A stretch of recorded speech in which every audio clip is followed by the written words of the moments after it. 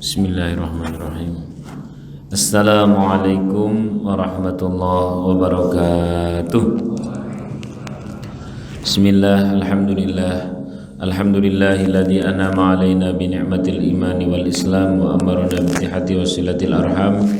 Wassalatu wassalamu ala asyrafil anam wa ala alihi wa ashabil kiram, amma ba'd. Alhamdulillahirabbil alamin, yang kami hormati seluruh jajaran pengurus takmir masjid dan semua yang terkait. Alhamdulillahirabbil alamin, pada sore hari ini Allah Subhanahu wa taala kumpulkan kita semua. Semoga kita diridhai oleh Allah, diberikan rahmat Allah sehingga kita bisa terus istiqomah. Walaupun Ramadan telah pergi, namun semangat kita tetap terus istiqomah. Amin Allahumma amin. Ini temanya halal bihalal, tapi juga melanjutkan istiqomah Ramadan. Kalau ada yang tanya halal bihalal itu sebenarnya ada di Indonesia tok? Iya, secara bahasa. Kalau ada yang tanya halal bihalal itu ada dalilnya, ya jelaslah pasti ada dalilnya. Namun istilah itu memang istilah bahasa Indonesia yang diarabkan, sehingga di Arab itu tidak ada istilah tersebut. Namun substansinya itu sangat selaras, bahkan sangat mendukung kemudahan adanya silaturahim. Kalau bahasa hadis Rasulullah di dalam kitab Bukhari itu, man kanat indahu madlumatun li akhihi falyatahallalhu minha.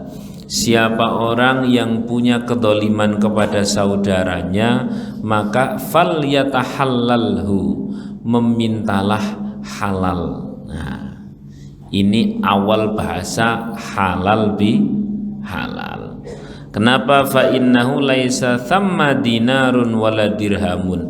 Karena nanti kalau sudah kadung mati, maka di alam kubur dan di akhirat itu tidak ada dinar, tidak ada dirham. Yang siapa kurang amalnya atau dia amalnya keburukan itu dia pernah berikan kepada orang lain, dia pernah berbuat kepada orang lain, dia pernah berbuat zalim kepada orang lain, maka dia itu harus membayar dengan kebaikan yang ia punya. Padahal orang tersebut itu kan, atau diri kita ini kan amalnya mepet lah, kok mendadak harus dibagi kepada orang yang pernah kita zalimi, kan terus habis. Begitu.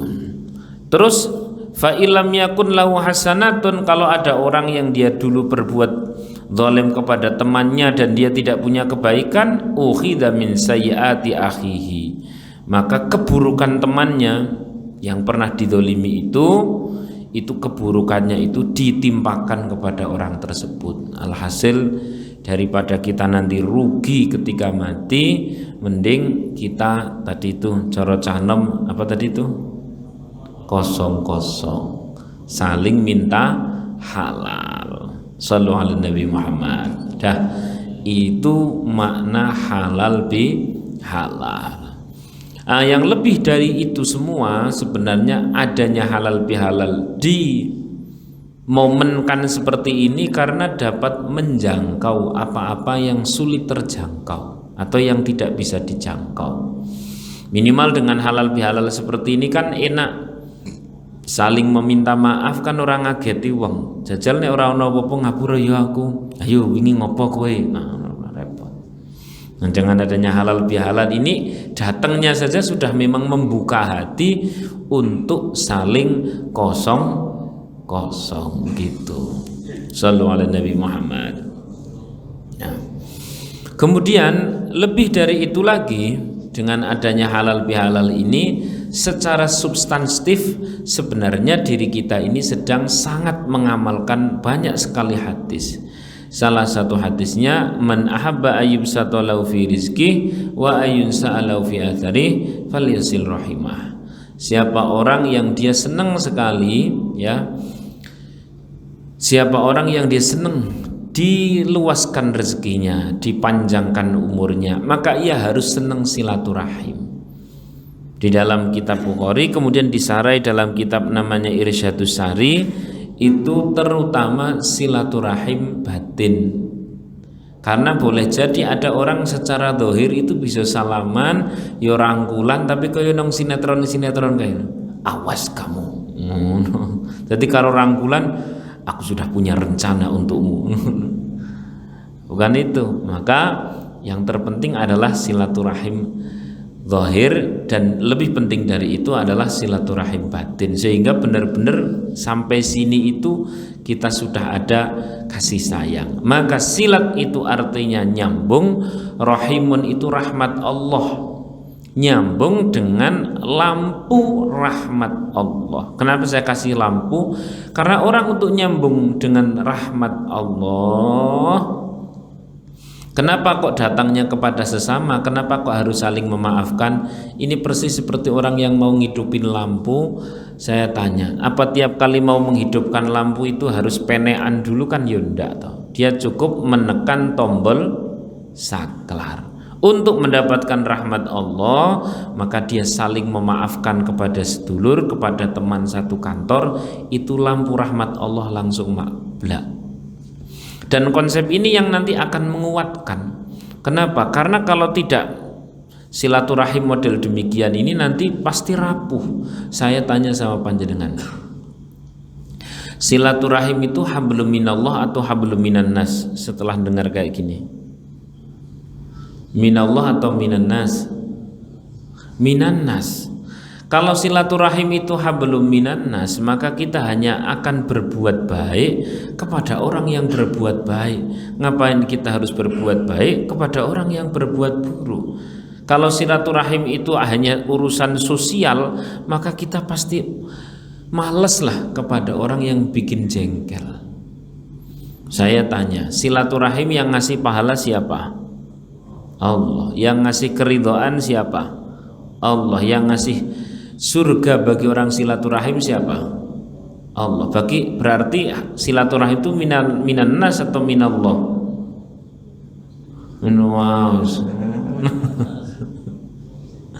Silaturahim itu substansinya adalah minallah, walaupun datangnya adalah minan nas. Dengan seperti ini nanti enak. Minimal begini, pada saat kita kepingin memaafkan seseorang atau kepingin datang kepada seseorang, sing rasa-rasane ki jengkel ki, nek kelingan wajahi kaya pengin balang sandal. Ya nek kelingan omongannya kaya pengen dibewes raine. Itu kalau datang kepada orang tersebut menjadi berat. Kenapa menjadi berat? Karena hanya hubungan antar manusia. Lain cerita kalau ini hubungan dengan Allah. Mau orang itu kita datangi dia banting muka, banting pintu, banting piring, banting gelas, banting apa, pokoknya menunjukkan kejengkelan, bukan urusan kita. Urusan kita itu adalah meminta maaf. Lah orang tersebut kok masih jengkel, orang urusan. Ini apabila diri kita ini minallah. Sallallahu alaihi Nabi Muhammad. Baik, saya lanjutkan.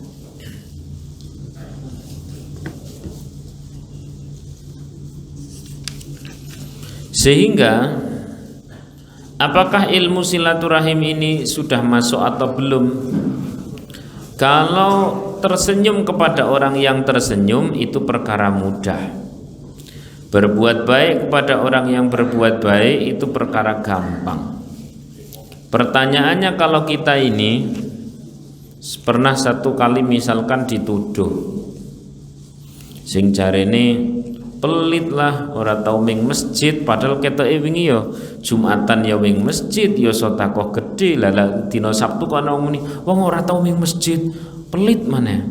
Biasanya jenengan nek diomong seperti itu nyer atau plong? Hah? Plong atau nyer? Ya nyer plong. Ya ono plonge lah wis purah jareke, tapi ya ono nyere banget lah wong kuwi pancen kudu balang sandal tenan. Nah, pada saat itulah kemudian kita perlu ngaji. Di sini saya ngelihat Saya mau baca hadis, tapi sebelum hadis ini baca saya analogkan yang simple. Kalau ada orang bicara nyong ngelih karo ngorong, ini kira-kira orang mana Pak? Nyong itu loh, orang mana nih uni nyong? Indonesia tanah air nyong, tanah tumpah darah orang mana Pak? Ngapak ya, bongsone wong ngendinan berarti. Hah? Ya daerah nggon kula barang niku kados niku. Berarti kan ada ciri khas. Ciri khas itu tidak akan hilang Pak. Anggar ono wong nyong paribasane dhewe wis pindah ming Semarang, Jawa Timur tetep konangan apa mboten? Tetep konangan ya. Laka-laka ngono. Walaupun dia lagi umroh atau lagi haji, itu nek ana wong nyong ngono konangan apa mboten? Tetep konangan karena dia punya ciri khas. Demikian pula ada ciri khas ahli surga. Dia mau hidup di Semarang, mau hidup di Banyumanik, mau hidup di Bangil, mau hidup di Bandung, di Jawa Barat, di Nederland, di mana saja. Ini ada ciri khas ahli surga. Ketok nek wong ahli surga. Kelihatan dari apa lah? Ini saya mau baca hadisnya. Kekhasan orang ahli surga ini. Bismillahirrahmanirrahim. Min akhlaqi ahlil jannah. Salah satu min akhlaqi ahlil jannah. Ada 3 kekhasan, gaya-gaya, model-model, potongan-potongan lah ini bahasa atau kasar, tipikal orang ahli surga itu ada kelihatan dari 3 gayanya. Ada kekhasannya tadi itu. Ini orang mau pindah kemana saja, dia diturunkan ke bumi, buminya yang paling pucuk misalkan. Kalau dia punya kekhasan ini maka dia ahli surga. Apa itu? Yang pertama dari 3 tersebut, al-ihsan ilal musi. Dia berbuat baik kepada orang yang berbuat buruk. Nah, ini rada abot iki. Biasanya kalau kita ini sukanya berbuat baik kepada yang berbuat baik. Begitu orangnya berbuat buruk, males. Saya sendiri termasuk. Misalkan panjenengan tersenyum kepada seseorang, kemudian orang tersebut lempeng aja lurus, nggak nyapa dan sebagainya, nangati nyer atau plong. Sesuk maneh disopo maneh ndak? Males. Lah, tanda-tanda ahli surga itu simple. Dia itu kenapa disebutkan redaksi al-ihsan? Ihsan itu perbuatan baik. Yang perbuatan baiknya itu adalah slow. Karena Gusti Allah orang mungkin turu lah. Gusti Allah itu tidak mungkin tidak mencatat. Jadi kisahnya seperti seorang ulama besar namanya Syekh Utsman Al-Hari. Syekh Utsman Al-Hari itu terkenal orang yang samahah, orang yang senang sekali berbuat baik, sehingga ada anak muda yang kepingin nguji bener pura tojane aku sing tahu krungu jarine Syekh Utsman itu wonge apian. Datang dia nyandiwara sebagai tetangganya, mbok ngontrak mbok piye. Datang kepada Syekh Utsman, "Ya Utsman, ta'al ila baiti." Utsman, kau kesini ke rumahku. Datang Syekh Utsman undur. Sampai rumah, "Ya Utsman, Allah tajuminkum." Aku kira butuh kowe ngopo kirene bali orono. Balik. Habis pulang dia suruhan sama rewangnya, "Tolong undangi Syekh Utsman kon rene." Diundang lagi. Datang lagi kepada si anak muda tadi. Begitu sampai rumah langsung, "Sopo sing ngongkon rene bali kono bali." Ulangi lagi Syekh Utsman, "Ini kali ini saya benar-benar punya acara di rumah, ayo datang ke rumah." Begitu datang ke rumah, wong-wong sudah pada datang. Saya Utsman, "Ya Utsman, siapa yang undang engkau?" Jenengan nek dingonoki kira-kira yang terakhir gawake apa, Pak? Ini terjadi memang sengaja diuji sama anak muda tersebut 30 kali. Dalam rangka anak muda kepingin merguru, jajal tak ngetes guruku. Tapi jenengan aja mung pondok terus tenggen kula kados niku. Kula mboten kuat niku. Nih sampai 30 kali. Terakhir bilang anak muda demikian, "Ya Utsman, lima dalam taglab." "Hei Utsman, kenapa engkau ini tidak marah?" Syekh Utsman jawabnya begini, kenapa aku harus marah?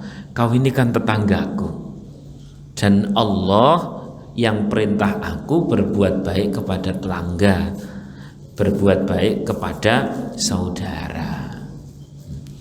Jadi dia itu rileks banget, mencukupkan. Gusti Allah kan ya ora tau lali, ngopo kok rotok ngribeti manusa. Sallallahu alaihi Nabi Muhammad. Nek diteruske jane ya rotok kasar. Jadi aku saya itu datang ke sini itu saya niatkan lillahi taala karena Allah. Ora karena kowe aja GR nek diteruske ngono.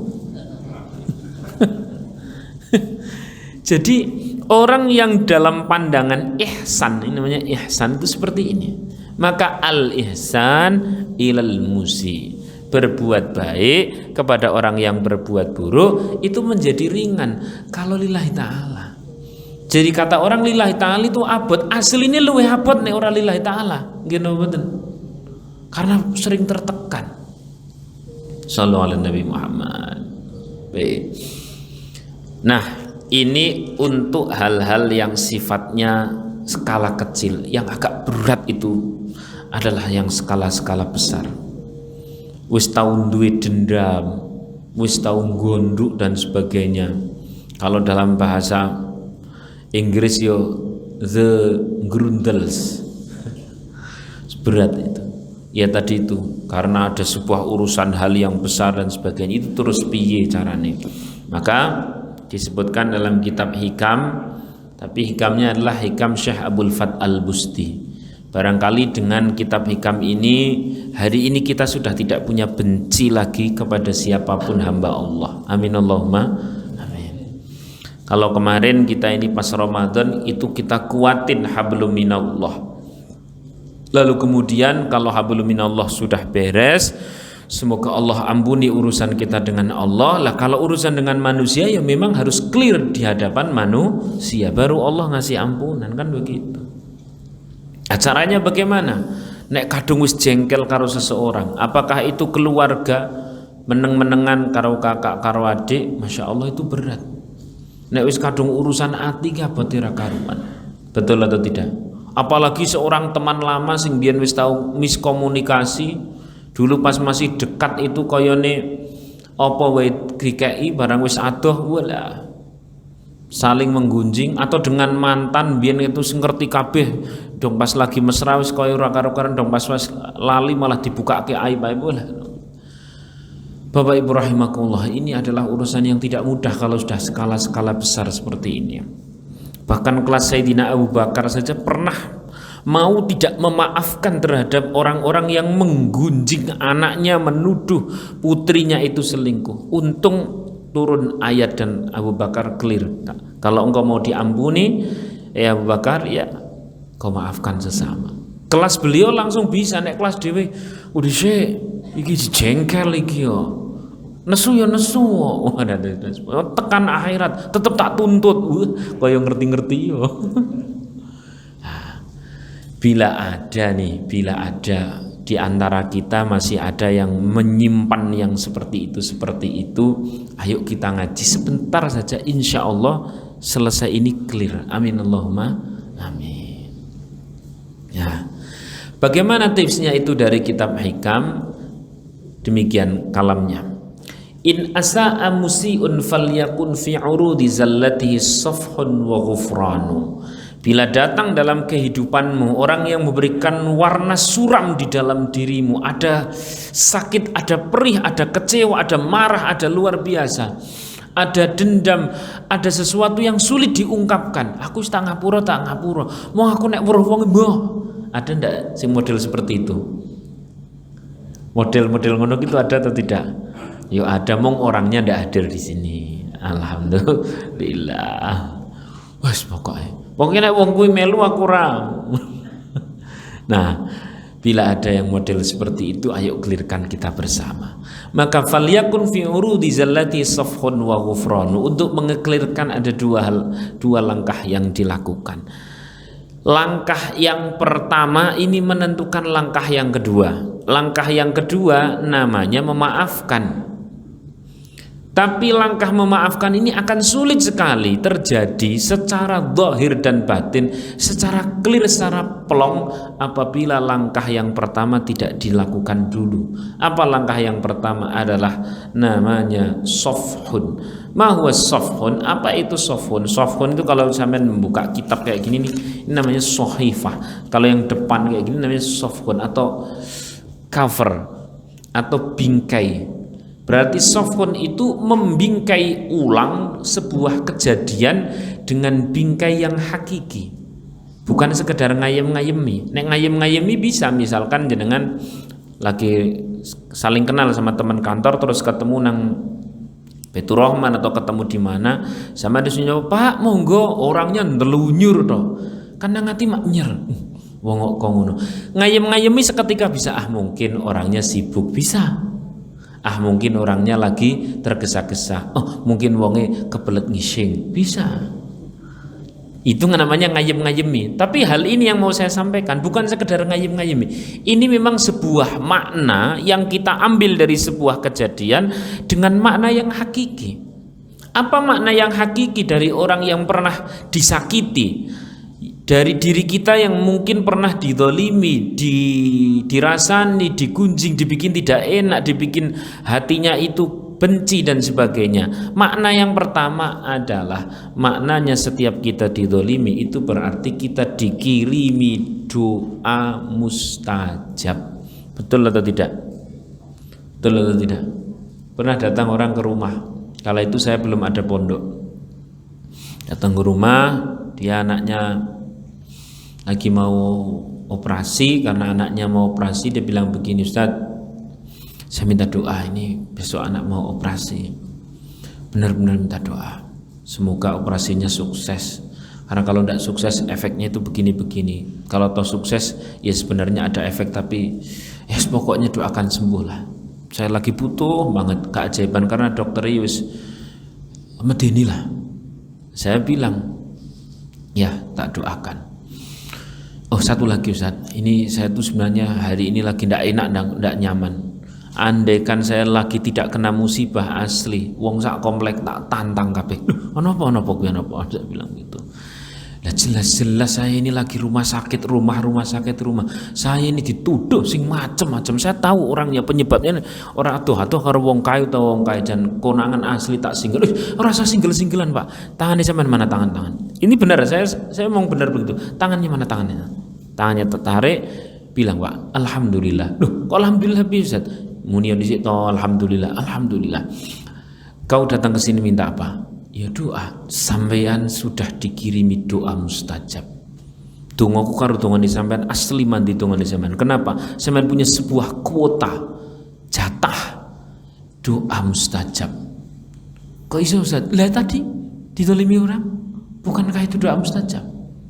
Iya. Umumnya kita kalau sedang didolimi orang lain, kita punya kuota jatah doa mustajab, maka kita layangkan kemana? Ke orang yang mendolimi sebagai apa?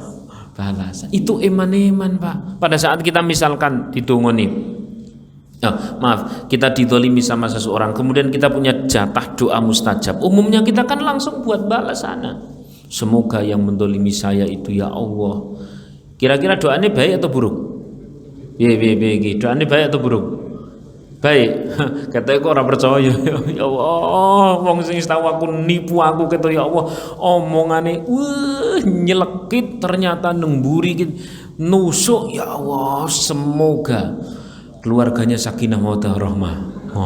Putra-putrinya solih-solihah. Kira-kira kuat tidak seperti itu? Diampuni oleh Allah, cepat haji, cepat umrah, paling buri ini cepat mati. Repot. Ya. Ini Pak, kalau doa buruk kita layangkan ke sana dan itu mustajab, maka ada malaikat yang berkata, amin wa anta kadzalik. Semoga Allah ampun, semoga Allah kabulkan, tapi kamu juga. Repot tuh. Lah kalau doa baik, kita orang kuat. Maka tiap kali kita lagi dibikin sesak seseorang, dibikin tidak enak oleh seseorang, segera pikir, aku duwe hajat apa ya? Ini ilmu Pak. Aku duwe hajat apa? Oh iya, anak sing nomor 1 mau masuk kuliah. Allah, ya Allah, ini aku lagi digawe ora enak karo seseorang, tapi di waktu yang sama saya punya hajat besar. Ya Allah, anak saya semoga yang pertama ini masuk kuliah dengan beasiswa, nilainya bagus, dia menjadi anak yang soleh. Mustajab Pak itu. Sallallahu alaihi Nabi Muhammad. Yang ngirimi doa mustajab siapa? Allah. Saya tanya, lewat siapa? Lewat orang yang menyakiti. Berarti orang yang menyakiti itu sebenarnya orang yang jengkeli atau orang yang berjasa? Jawab, jengkel atau berjasa? Berjasa. Maka kita harusnya bilang apa? Alhamdulillah. Mulai kali ini nek dong pasti jengkeli wong wis matur suwun Pak, matur suwun. Aku iki hajat gede yo. Ya Allah, ini yang pertama. Yang nomor 2, ini masih sofun. Ini jatahnya sampai jam 4 atau 4 lebih dikit tidak apa-apa ya? Ya 5 menit lah ya, 5 menit saya percepat. Yang nomor 2, makna sofhun yang nomor 2 adalah saya tanya sama panjenengan, tiba-tiba datang orang ke rumah panjenengan, surat langsung, wah piring dicuci, kemudian jubin disapu, dipel, kemudian kaca dibersihkan, cucian itu dicuci sampai dijerengi, disetrika, habis itu orangnya pergi telunyur begitu saja, atau kira-kira zaman disempat-sempat ke bilang terima kasih? Biarkan dia telunyur begitu saja pulang, atau jenengan ajak dulu ngomong terima kasih? Diajak. Bahkan kira-kira digawoni sesuatu ndak? Gawoni sesuatu, matur nuwun Mas, matur nuwun Bu, lho kok resik-resik omah resik kabeh kok ngene iki. Panjenengan mudik delok resik, masyaallah. Matur nuwun terima kasih. Kira-kira orangnya dibawain sesuatu ndak? Bawain sesuatu. Padahal itu cuman bersihkan rumah loh Pak. Hidup di dunia ini yang paling butuh dibersihkan itu jenengan itu dosa Pak. Dosa kita itu perkara yang paling lebih butuh untuk dibersihkan dibanding sekedar rumah atau baju. Masya Allah. Lalu kemudian ada orang yang membantu, ngerewangi, nolongi, ngurangi kita punya dosa. Kira-kira kita bilang apa sama orang tersebut? Bilang apa? Matur nuwun, terima kasih ya. Siapa itu? Ya orang yang ngerasani kita itu tuh. Betul atau tidak? Nah, maka mulai hari ini nek lagi digawe ora enak karo wong terus Pak. Saya tuh ada kisah nyata beneran. Jadi ceritanya gini. Ini bukan kantor sini ya, bukan kantor sini. Pokoknya kan biasanya habis ngaji itu kan ada yang nyerempet, ada serut habis itu curhat gitu. Tapi bukan di sini. Saya pastikan bukan di sini. Orang wong kene. Ya, di kantor yang lain. Gitu saya ngisi di beberapa kantor. Gini. Dia itu cerita begini. Saya tuh punya cerita unik, gini. Gimana cerita? Dia cerita, satu ketika itu sebenarnya dia tidak telat Pak, cuman telat sangat sedikit ngantor. Tapi karena dia wis tahu ngaji, nggak kepengen yang namanya itu korupsi waktu. Dia tuh ngerti banget karo dosa.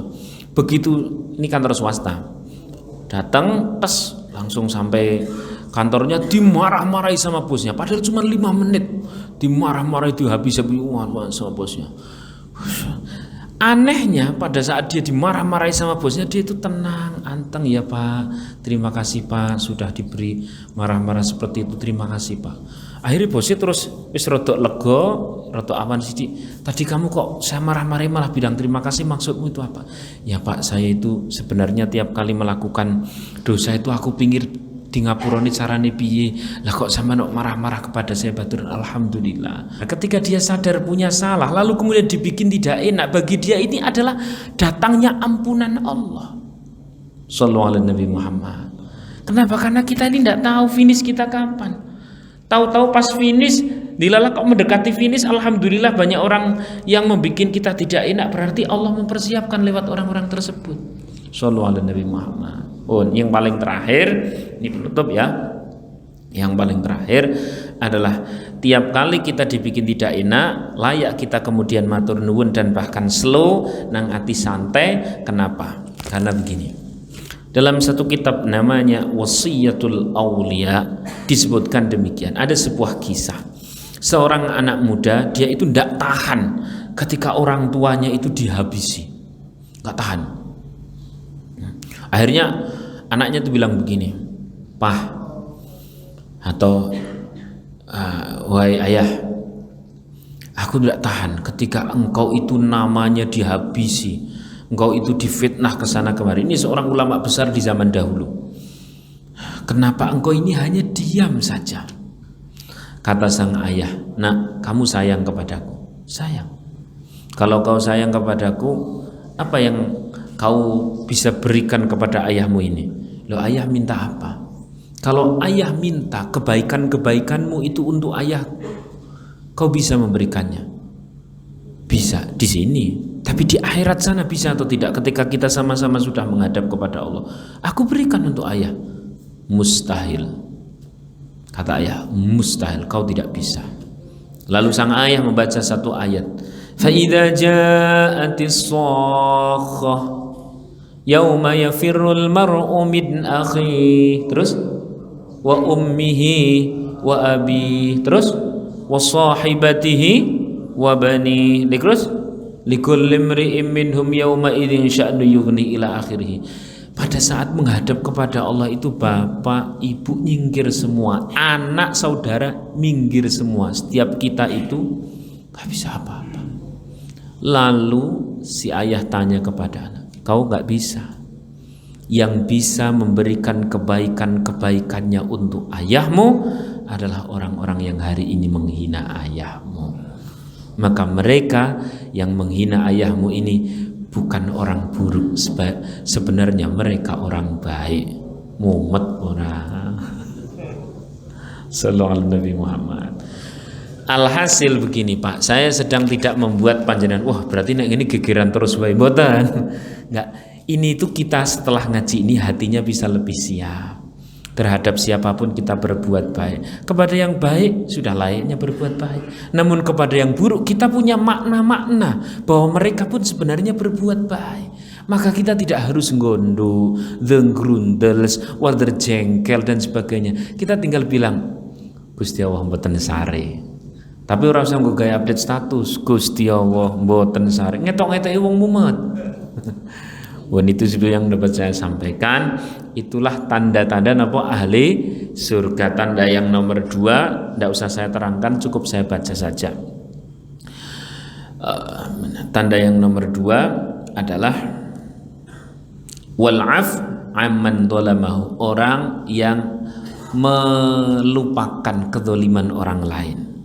Ya, tentu memaafkan, tapi lebih ke melupakan. Wal badlu liman haramahu. Dan tanda yang nomor 3, dia suka sekali memberi kepada orang yang senang memberi dan kepada orang yang tidak pernah memberi. Bila ada kekhasan seperti itu dimanapun tempatnya, ini sebenarnya penduduk-penduduk ahli surga yang sedang ada di Masjid Salahuddin. Amin Allahumma amin. Al-Fatihah. A'udzubillahi minasyaitonirrajim. Bismillahirrahmanirrahim. Alhamdulillahirabbil alamin arrahmanirrahim maliki yaumiddin iyyaka na'budu wa iyyaka nasta'in ihdinas siratal mustaqim siratal ladzina an'amta 'alaihim ghairil maghdubi 'alaihim waladdallin amin. Mohon maaf atas segala kekeliruan kesalahan selama 1 tahun ini. Apabila ada kekeliruan kesalahan yang tidak berkenan di hati panjenengan, saya mohon halal, saya mohon ikhlas. Demikian pula kesalahan panjenengan insya Allah tidak ada. Kalau toh ada sudah saya maafkan. Billahi taufiq wal hidayah wa ridha wal inayah. Assalamualaikum warahmatullahi wabarakatuh.